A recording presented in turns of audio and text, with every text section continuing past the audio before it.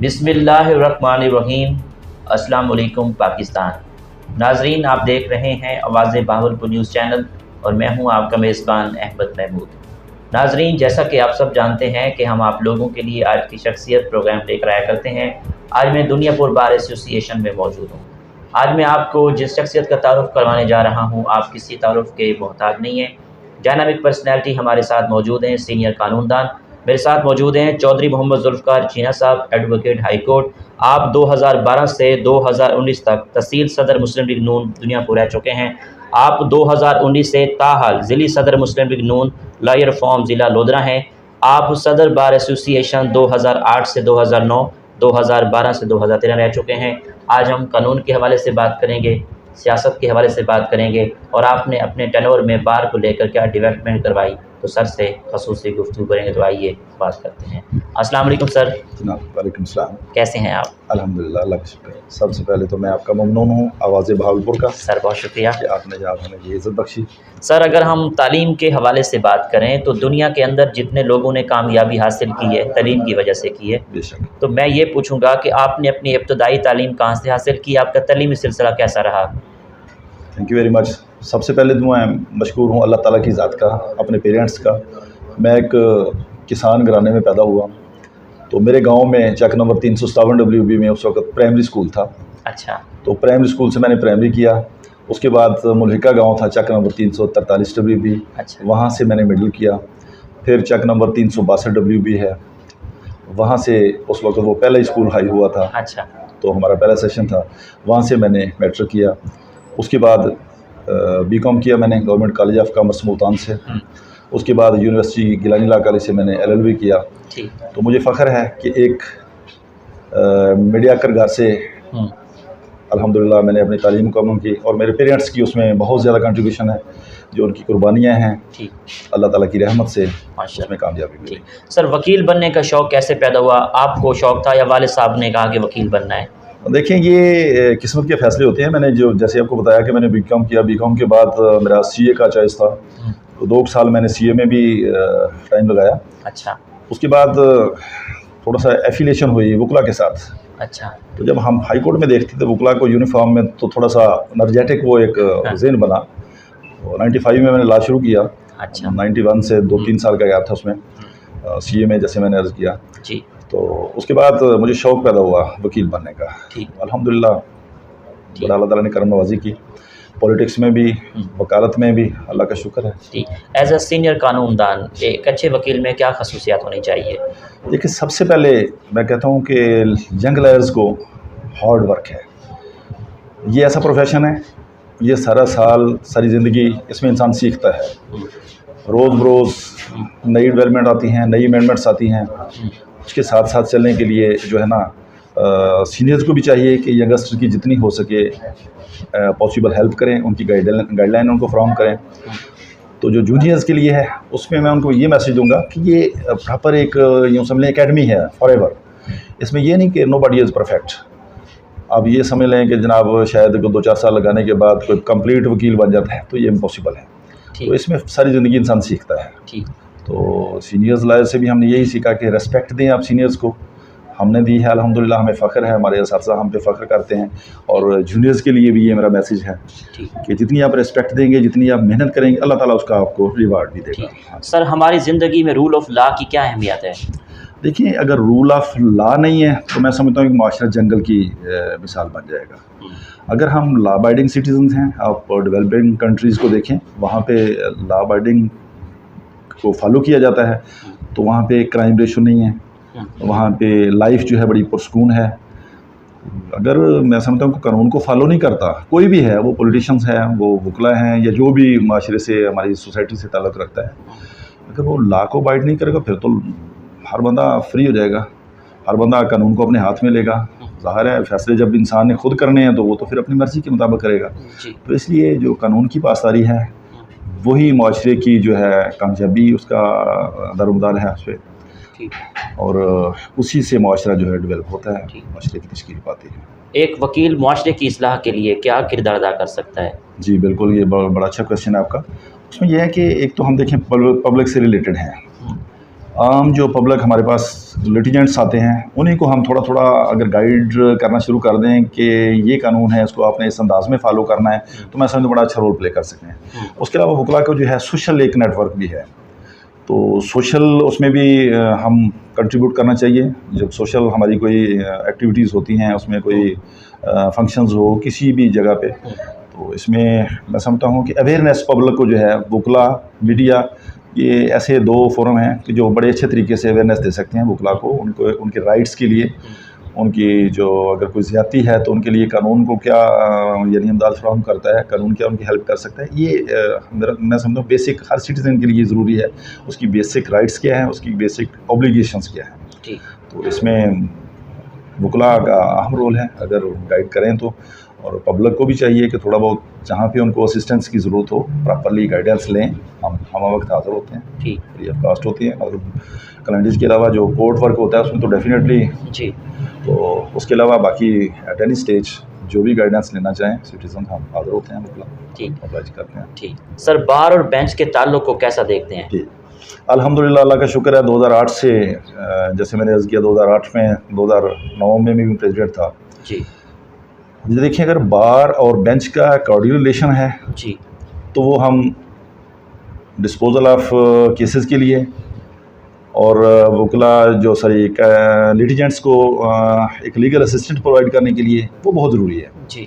अगर बार और बेंच का कॉर्डियल रिलेशन है तो उसमें हम बड़ा एक्टिव रोल प्ले कर सकते हैं। अगर बार और बेंच में तनाव होगा तो वो मेरे ख्याल में ना वो जज डिलीवर कर पाएंगे जो उनकी ड्यूटी है, और ना ही वकला अपनी जो जिम्मेदारियाँ वो परफॉर्म कर पाएंगे जी। तो इसके अलावा जो रिप्रेजेंटेटिव बार का होता है वो बार की फलाह के लिए उनको बड़ा कुछ करना पड़ता है। 2008 में मैंने अर्ज़ किया कि हमारे पास पहले सेशन डिवीज़न नहीं था, ये जो कम्प्लेक्स साहब जहाँ बैठे हैं, ये 2008 में हम यहाँ पे शिफ्ट हुए थे, उस पर काम था। तो सेशन डिवीज़न डिक्लेयर हुआ, एपीलेट वर्क सारा यहाँ पे आ गया, 2 एडिशनल हमारे पास आ गए। अभी अल्हम्दुलिल्लाह 2 एडिशनल बैठे हैं, 3-4 सिविल जजेस बैठे हैं। पहले हमें ये सारा का सारा वर्क जो था लोधरा जाना पड़ता था, अच्छा, डिस्ट्रिक्ट हेडक्वार्टर पे। हमारे पास एडिशनल नहीं होता है, जिसमें अपीलें, प्रीएस्ट बेल, जितना सेशन वर्क था वो सारा वहाँ जाना होता। तो बार रूम अल्हम्दुलिल्लाह बड़ा अच्छा हमने बनाया हमारे यहाँ पे सारा, ये हमारे टर्नओवर में। फिर वकला कॉलोनी के लिए हमारी बड़ी एफर्ट्स थी। वकला कॉलोनी के लिए जगह हमारी मुख्तस हुई पड़ी है, उसमें थोड़ा सा प्रोसेस है कि जो लीगल प्रोसेस है वो बोर्ड ऑफ रेवेन्यू मैटर सब जुडिस है। अब वो इलीगल ऑक्यूपेंट स्टेज जिनसे कब्ज़ा गवर्नमेंट ने ले लिया है, हमारी वकला की एफर्ट से, हमारे बाद में आने वाले दोस्तों ने उसमें कंट्रीब्यूट किया, तो अब वो वेकेंट जगह पड़ी है। तो ये वकला की फलाह के लिए भी मैं समझता हूँ रिप्रेजेंटेटिव बार का जो होता है रोल अहम होता है जी। तो इसी अंदाज में वकला को चाहिए रिप्रेजेंट को as a president of bar या जनरल सेक्रेटरी जो भी होते हैं, मतलब नुमाइंदे, उनको ना सिर्फ बार और बेंच कोऑर्डिनेशन प्लस साथ ये भी जो है वकला की फलाह के लिए, माशरे की इस्लाह के लिए उनको रोल प्ले करना चाहिए। सर, जब आप 2 दफ़ा प्रेसिडेंट बार रह चुके हैं तो आपने अपने टेनोर में क्या अहम काम किए, क्या डेवलपमेंट करवाई? जैसे मैंने अर्ज़ किया कि सबसे पहले ये जो चैम्बर्स थे ये भी मेरे दौर में अलॉट हुए थे। अच्छा, 2008 में हम यहाँ शिफ्ट हुए। ये जुडिशल कम्प्लेक्स हमारा ये जो नया अब सब डिवीज़न दुनियापुर का है, ये 2008 में आया, और वकला कॉलोनी के लिए बार रूम की वो थी अल्हम्दुलिल्लाह। और सबसे पहले जैसे मैंने कहा थोड़ा सा मेरा लगाव होता है कि जो कानून के मुतल्लक बुक्स हैं वो हमारी बेसिक नेसेसिटी है। अल्हम्दुलिल्लाह लाइब्रेरी को हमने उस वक्त पंजाब गवर्नमेंट थी में शहबाज शरीफ साहब की तरफ से हमने पूरी कंप्यूटर लैब हमने अपने लाइब्रेरी में फ्राहम करवाई। और बुक्स जो थी, पहले हमारी बुक्स की बड़ी दिक्कत थी, वो बुक्स मेरे टर्नओवर में सारी अल्हम्दुलिल्लाह वो बाकायदा हमने हिफ्ता भी सारा वो किया, कंप्यूटर लैब का भी और सारा उसमें। तो बारूम हमारे दौर में बना। तो उसके बाद 2000 जब 12-13 का टर्नओवर था उसमें भी अल्हम्दुलिल्लाह कॉलोनी के लिए एफर्ट्स किए। तो ये जो टफ टाइल आप ये हमने हमारे अब्दुर्रहमान कांजू साहब MNA हैं, उनके स्पेशल कोटे से आई थी। अच्छा, वो भी अल्हम्दुलिल्लाह मैं समझता हूँ मेरी उसमें कंट्रीब्यूशन थी, हमने जाके रिक्वेस्ट की, तो 24-25 लाख रुपए की ये भी ठीक। तो इसी तरह ठीक छोटे मोटे बाकी काम वकला की फलाह के लिए जो उनकी पर्सनल मैटर्स होते हैं उनमें। लेकिन एक चीज़ होती है, मैं थोड़े से दोस्तों ने रिक्वेस्ट करता हूँ, कोई इस काले कोड का जो तकद्दस है उसको पामाल ना होने दें। इस काले कोड को आप यूँ समझें कि सामने रखते हुए आप यूँ समझ लें कि हमने कोई इलीगल एक्ट करना है तो उसमें पूरी कम्युनिटी की बदनामी होती है, उसको मिसयूज़ ना करें। तो उसमें थोड़ा सा मैं दोस्तों को मैसेज देता हूँ कि एक हाँ जो आपका राइट है उसके लिए हम सारे यूनाइटेड हैं, हम इकट्ठे हैं, उसके लिए हम हर फोरम पे आवाज़ उठाते हैं, लेकिन खुदा न खास्ता किसी मजलूम के साथ ज़्यादती ना करें या बतौर वकील उसका जो नाजायज़ फ़ायदा ना उठाएँ। ठीक। तो सर, बार एसोसिएशन दुनिया भर में क्या मसाइल हैं जिन पे आपका फोकस हो कि इनको हल होना चाहिए? सर दस्त हमारा जो सबसे बड़ा मसला है ना, वो कॉलोनी के लिए वकला की हमारी जो एफ़र्ट्स हैं, तो हमारी जो केस है वो पेंडिंग है पंजाब बोर्ड ऑफ रेवेन्यू में। उनसे हम अवाने जो हमारे इक़्तिदार में हैं, अल्हम्दुलिल्लाह अपनी पार्टी है, जो रजीम है अल्हम्दुलिल्लाह वो हमारी है, और सदरात से अल्हम्दुलिल्लाह हमारा ही ग्रुप विन करता आ रहा है, तो कोशिश करेंगे हम उसको सॉल्व करने की। उसके अलावा वकला के चैम्बर्स का मसाइल हैं, क्योंकि अब जैसे स्ट्रेंथ बढ़ती जा रही है, हमारे पास जगह जो थी वो पहले ऑलरेडी जो वकला के चैम्बर्स थे वो ऑलरेडी बन चुके हैं, उसके मज़ीद हमारी इस्तेदा होगी कि जनाब वो जो है मज़ीद जगह एलोकेट की जाए फॉर लायर्स चैम्बर्स। ठीक। तो सारे दोस्त यही मेजर हमारे प्रॉब्लम्स हैं। बाकी वकला की फ़लाह के लिए है, उसमें गवर्नमेंट को चाहिए, क्योंकि ना हमारी पेंशन होती है ना ही कोई ऐसा मसला होता है, तो गवर्नमेंट फंड्स दे बाज़ को, ताकि वकला जो हैं वो जब फाइनेंशियली इस्टेब्लिश होंगे तो वो बेहतर तरीके से डिलीवर कर पाएंगे, फाइनेंशियली जब उनको प्रॉब्लम नहीं होगी। इसमें भी कोई गवर्नमेंट को चाहिए कि कुछ ना कुछ इस तरफ तवज्जो दें, वो बार को फंड्स दें, या मतलब पर वकील जैसे रिटायरमेंट के बाद या मतलब कोई ऐसा मसला खुदा न खासा इंसिडेंट हो जाता है, लाइफ में सेफ हो जाता है, तो उसमें कोई ना कंपनसेशन गवर्नमेंट की तरफ से होनी चाहिए। ठीक। सर, सियासी एफिलिएशन के हवाले से बात करूँ तो आपकी सियासी एफिलिएशन किस पार्टी से और कौन कौन से ओहदे आपके पास हैं? मेरे भाई सियासी एफिलिएशन तो यूँ समझ लें बाई बर्थ में मुस्लिम लीग से हूँ। अच्छा, माशाल्लाह। मुस्लिम लीग हमारा फ़ख्र है। कायद-ए-आज़म ने पाकिस्तान, मुस्लिम लीग ने ही पाकिस्तान बनाया था, कायद-ए-आज़म उसके बानी थे। तो उसके बाद जब से मैंने होश संभाला है, मेरे पेरेंट्स से हम मुस्लिम लीग में हैं, आज तक कभी इधर उधर पार्टी का हमने सोचा ही नहीं है। तो अब मैं समझता हूँ जो मियाँ नवाज़ शरीफ साहब हैं वो होप हैं कौम की। मेरी मोहब्बत मियाँ नवाज़ शरीफ साहब से इस वजह से है कि वो डिलीवर करते हैं। पीछे भी जितने मेगा प्रोजेक्ट्स हैं आप उसमें उठा के देख लें, मियाँ नवाज़ शरीफ साहब के ही दौर में जितने हैं, मतलब सी पैक देख लें, JF थिंडर 17 त्यारे देख लें, वो संगे बुनियाद भी मियाँ नवाज़ शरीफ साहब रख रहे हैं, इफ्तिताह भी उनका मियाँ नवाज़ शरीफ कर रहे हैं। अब 2013 के बाद जो पोजीशन थी इस पाकिस्तान में, रोज़ाना ब्लास्ट हो रहे थे, रोज़ाना सुइसाइडर्स बम्बार्स जो है वो हमारे इंसानी मासूम इंसानों की जानें ले रहे थे। अल्हम्दुलिल्लाह मुझे फ़ख्र है मियाँ नवाज़ शरीफ साहब ने पाकिस्तान आर्मी के साथ मिलकर जो एफ़र्ट्स की, हमारी अफ़वाज पाकिस्तान ने जो रोल प्ले किया, अल्हम्दुलिल्लाह वो एलिमिनेट हो गया। अब अल्हम्दुलिल्लाह पूरे पाकिस्तान में सुकून है।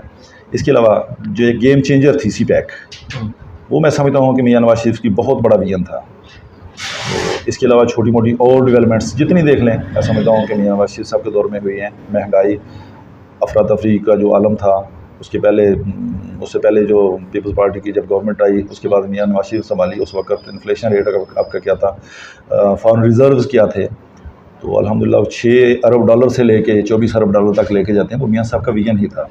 उसके अलावा रोज़गार के जो मौके थे, इंडस्ट्री लग रही थी, हर पाकिस्तान में तरक्की हो रही थी।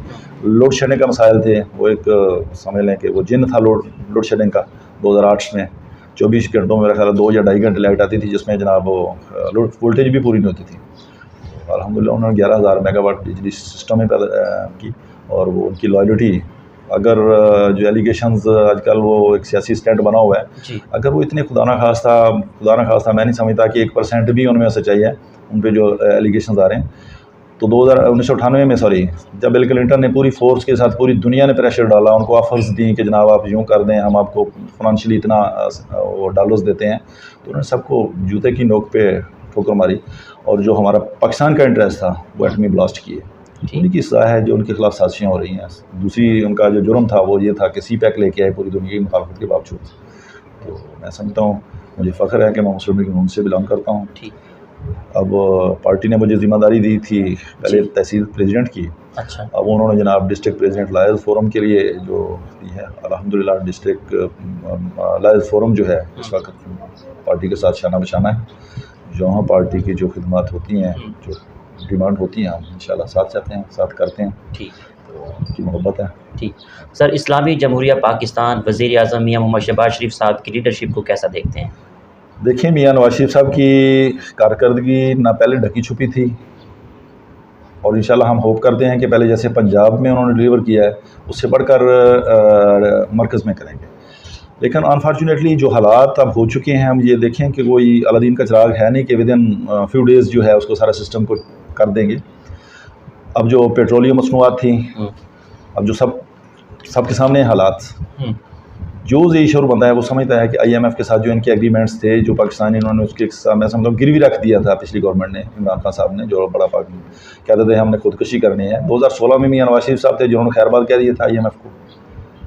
तो अनफॉर्चुनेटली चंद डॉलर्स के लिए इन्होंने जनाब पूरा सिस्टम उनके हवाले कर दिया। अब वो जो एग्रीमेंट्स हैं वो मजबूरी बने हुए हैं, वो बामरे मजबूरी। मियाँ साहब को मैं मतलब अप्रिशिएट करता हूँ कि उन्होंने कहा जी दिल पे पत्थर रख के मैं ये प्राइसेस बढ़ा रहा हूँ, उनको नज़र आ रही हैं। वो ये नहीं कहते जैसे इमरान खान साहब फरमाते थे कि जी मेरी ये ड्यूटी नहीं है कि मैं टमाटर की कीमतें चेक करूँ। ये वज़ीर-ए-आज़म की रिस्पॉन्सिबिलिटी होती है कि अवाम किस क्राइसिस में गुजर रहे हैं, किस हालात में हैं। तो इसलिए मैं होपफुल हूँ कि इंशाल्लाह पूरी कौम होपफुल है कि थोड़ा सा उनको संभल नहीं दिया जाए। तो माजरत के साथ मैं अपने इदारों से भी, particularly honourable supreme court of Pakistan से भी मेरी रिक्वेस्ट होगी कि आपको 3.5 पौने 4 साल में तो कोई सोमो ऑटो नज़र नहीं आया। अब वो थोड़ा सा अगर काम करने देते हैं उनको करने तो दें।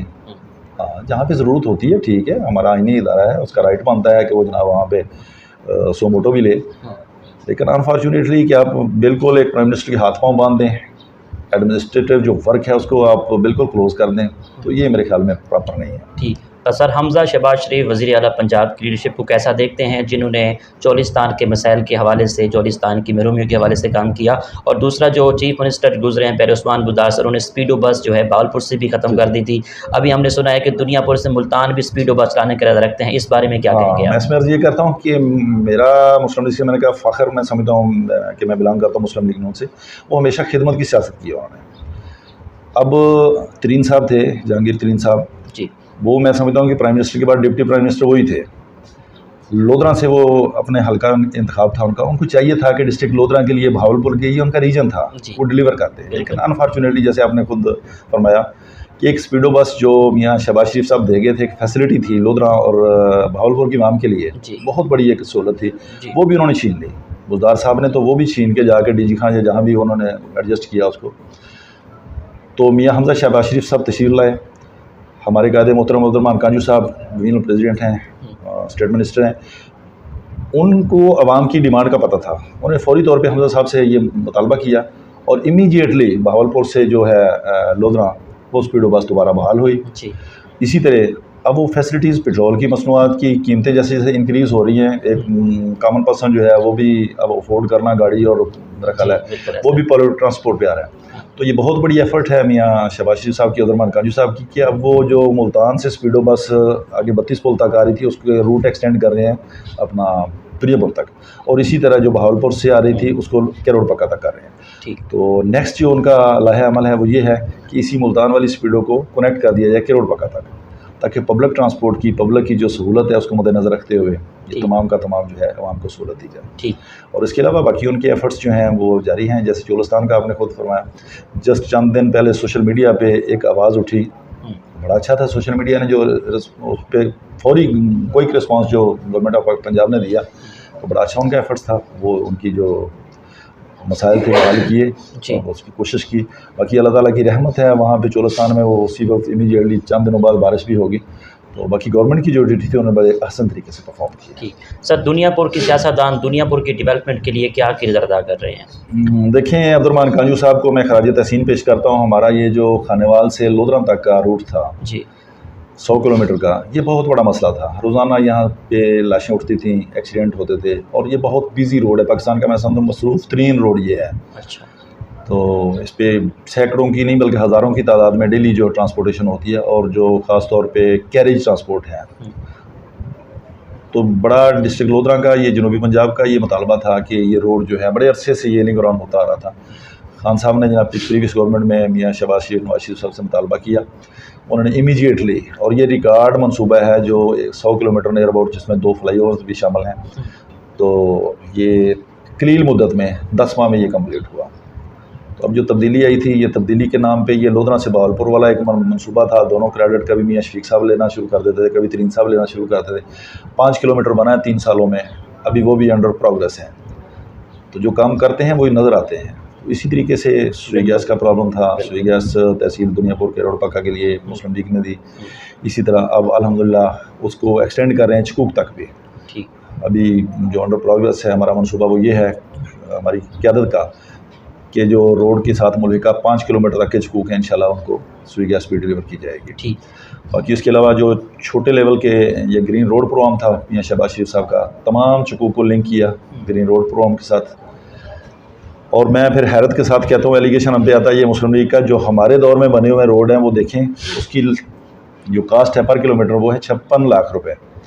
और अब जो हाजियों और सादे कमीन की गवर्नमेंट आई थी उसमें वो 1 करोड़ प्लस है, 1.25 करोड़ 1.5 करोड़ रुपया डबल कास्ट में वो बन रहे हैं।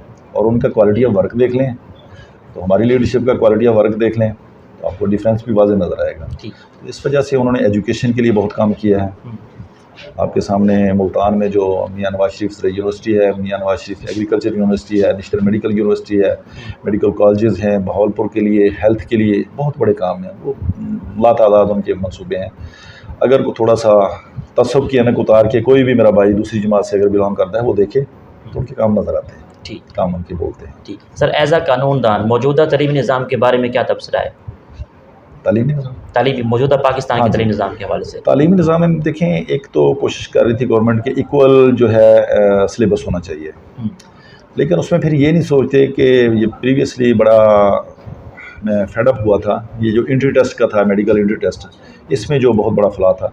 जी, पहले बच्चों ने पढ़ा पंजाब का सिलेबस और था, दूसरे प्रोविंसेस का और था। जब एंट्री टेस्ट हुआ तो जरा फेडरल का सिलेबस उठा के दे दिया।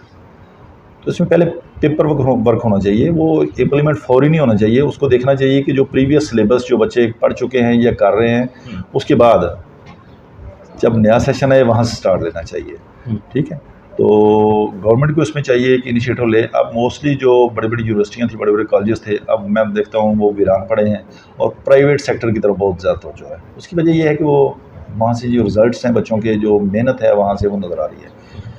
तो गवर्नमेंट को चाहिए कि जो गवर्नमेंट यूनिवर्सिटीज़ हैं, गवर्नमेंट कॉलेजेस हैं, उन पे दोबारा फोकस करें। जब हमारा दौर था उस वक्त बड़े फ़ख्र से गवर्नमेंट कॉलेज बुसन रोड में या मतलब मुख्तलिफ प्राइवेट कॉलेजेस में लोग एडमिशन लेना बड़ा वैसे फ़ख्र समझते थे। तो अब अनफॉर्चुनेटली वहाँ भी वीरानी शाही नज़र आती है, बड़े रेयर कम बच्चे जाते हैं। तो गवर्नमेंट को चाहिए कि जो गवर्नमेंट सेक्टर है उस पर फोकस करें तालीमी निज़ाम। ठीक। हाँ जी सर, आपको टूरिज़्म का कितना शौक़ है? पाकिस्तान के कौन कौन से शहर अच्छे लगते हैं? आपका फेवरेट शहर कौन सा है? देखिए, पाकिस्तान का तो अल्हम्दुलिल्लाह अल्लाह ताला ने इतना हुस्न बख्शा है कि पाकिस्तान की मिट्टी से प्यार है, पाकिस्तान की हर जगह से प्यार है। तो पर्टिकुलरली जो ये नदरन एरियाज़ हैं वहाँ पे अल्लाह ताला की कुदरत के जो हुस्न हैं, जो नज़ारे हैं वो नज़र आते हैं। तो इसी तरह ये हमारे जनूबी पंजाब में फोर्ट मंटरू है, गो के थोड़े से वो ज़रा खुश्क पहाड़ है, लेकिन वहाँ पे गवर्नमेंट को चाहिए थोड़ी सी तवज्जो दे। अब अल्हम्दुलिल्लाह पिछली गवर्नमेंट में जो रूट्स का प्रॉब्लम था वो शायद इत्तेफाक हुआ, जो स्टील के पुल बने हैं बहुत बड़ा मसला हल हो गया। कोयटा मुल्तान जो लिंक रोड था वो बहुत बड़ा प्रॉब्लम था। 35 किलोमीटर का जो डिस्टेंस था वो स्टील पुल की तमीर से बड़ा एक शानदार मंजर पेश करता है। जब हम गए थे उस वक्त वी अंडर कंस्ट्रक्शन थे, ठीक, तो फोर्ट मंटरू भी। तो इस वजह से जनाब जो है पाकिस्तान बड़ा खूबसूरत है, अल्हम्दुलिल्लाह देखना चाहिए हर मौके पे। सर, आपकी इस कामयाबी के सफ़र में दोस्तों का, असातिज़ा का, वालिदैन का कितना साथ रहा? सबसे पहले मेरे अल्लाह का करम है, उसके बाद मेरे वालिदैन की जो कंट्रीब्यूशन, उनकी दुआएं हैं। बाकी मेरे तमाम भाइयों ने, दोस्तों ने, ज़ाहिर है पॉलिटिक्स में दोस्तों की मोहब्बतें ज़्यादा होती हैं, तो उसमें भाइयों ने, मेरे ग्रुप्स ने बहुत कंट्रीब्यूट किया है। तो मैं सबका मशकूर हूँ, पर्टिकुलरली अल्लाह ताला की ज़ात का मशकूर हूँ कि मैंने कभी सोचा भी नहीं था इतना अल्लाह ताला की ज़ात मुझे नवाजेगी। अल्लाह ताला की करम नवाजी है, मेरे पेरेंट्स की उसमें दुआएं शामिल थी। मैं समझता हूँ कि जो भी यंगस्टर हैं इस प्रोफेशन में हैं या एजुकेशन में हैं, पर्टिकुलरली असातिज़ा और वालिदैन की जो है ना उनकी खिदमत को ना भूलें। असातिज़ा किराम का मैं अब भी इंतहाई अकीदत की अता के एहतराम करता हूँ। ठीक, तो ये मैं समझता हूँ कि मेरे लिए सरमायात है। ठीक। आपकी आइडियल पर्सनैलिटी कौन है? पॉलिटिकली हवाले से या किस? पॉलिटिकली हवाले से। पॉलिटिकल हवाले से आइडियल पर्सनैलिटी में नवाज शरीफ साहब हैं। तो अगर वकालत में देखें तो वकालत में मेरे उस्ताद मोहतरम हैं चौधरी ताहिर महमूद साहब, एडवोकेट सुप्रीम कोर्ट हैं। उनसे मैंने बहुत कुछ सीखा है।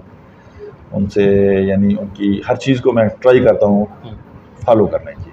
ठीक, क्योंकि वो मेरे रूहानी उसमें कह लें स्पिरिचुअल फादर की हैसियत रखते हैं। ठीक। अच्छा, आखिर में सुनने वालों को, देखने वालों को, वकला बरदरी को एज ए सीनियर कानूनदान आप क्या पैगाम देंगे? देखिए जी, वकला बरदरी के लिए तो मैंने पहले भी अर्ज़ किया कि इस प्रोफेशन में अगर आना है तो वो कहते हैं कश्तियाँ जला के आना पड़ता है। थोड़ा सा सब्र आज़मा है, शुरू में थोड़ी सी हर्डल्स क्रिएट होती हैं, लेकिन मेहनत है, हार्ड वर्किंग है। ये फुल टाइम जॉब है, इसमें आपकी सोशल एक्टिविटीज़ बड़ी लिमिटेड हो जाती हैं, वो भी आपको सेक्रीफाई करना पड़ती हैं। खुशी गमी भी बाज़ औक़ात आपको छोड़नी पड़ती है क्लाइंट्स के लिए, ठीक है। तो आप जब रिस्पॉन्सिबिलिटी लेते हैं तो फिर उसका तकाज़ा यही है कि आपकी availability in the courts, availability in the chamber वो मस्ट है, ठीक है। इसीलिए जो स्टूडेंट्स हैं उनको भी चाहिए कि एक एम दिल में लेके आएँ। जब एक गोल होगा कि ये गोल मैंने अचीव करना है तो उसके लिए फिर हार्ड वर्किंग, वालिदैन की दुआएँ ये लाज़मी है, असातिज़ा के एहतराम, ये 3 चीज़ें अगर हों तो मैं समझता हूँ इंसान कभी भी नाकाम नहीं होता। वालिदैन की दुआएँ हों, असातिज़ा की बच्चों के साथ मोहब्बत और बच्चों का रिस्पेक्ट का जो रिश्ता है वो असातिज़ा के साथ रहे तो अल्लाह ताला की करम नवाज़ी होती है, इंशाल्लाह इंसान कामयाब होता है। ठीक, बहुत शुक्रिया सर, थैंक यू, आपसे बात करके बहुत अच्छा लगा, थैंक यू। जी तो नाज़रीन, आपने आज की शख्सियत प्रोग्राम सुना, एक नए प्रोग्राम में मुलाकात होगी, तब तक अल्लाह हाफ़िज़, अल्लाह निगहबान, पाकिस्तान ज़िंदाबाद।